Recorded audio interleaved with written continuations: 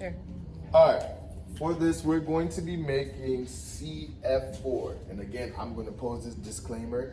If you intend to do anything in the medical field, science field, or engineering field, do not watch this video because you will have to relearn this again.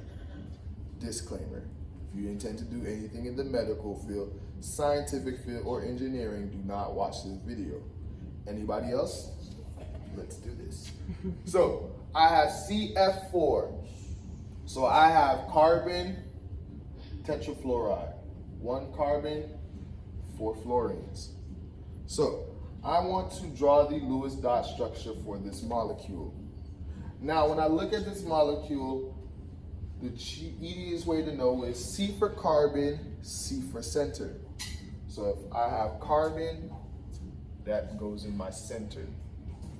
Then I have F for fluorines, and I have 4 of them. So I put F, F, F, and F.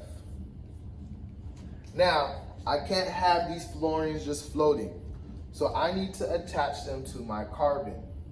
So what I'm going to do is I'm going to attach fluorine to carbon. But to make my life easier, I'm going to show the electrons that are used in the bond. So we know that every bond uses 2 electrons when we're talking about covalent bonds. So I have bonds on each end of this. All right, so now I have bonds.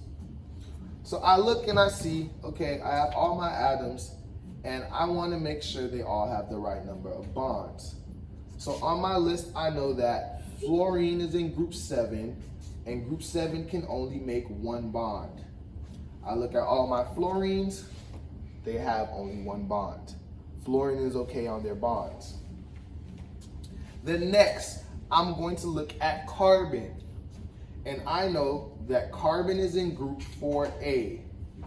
My atoms in group 4A make 4 bonds. So I count my bonds, 1, 2, 3, 4. So everybody's good on their bonds. Carbon has 4 bonds, fluorine has 1 bond, each one of them have 1 bond. So we're good on our bonds. Now it's time to make sure everyone has their correct number of valence electrons. So when I look at my periodic table, I see that carbon is in group 4A. So if I'm in group 4A, I have 4 valence electrons.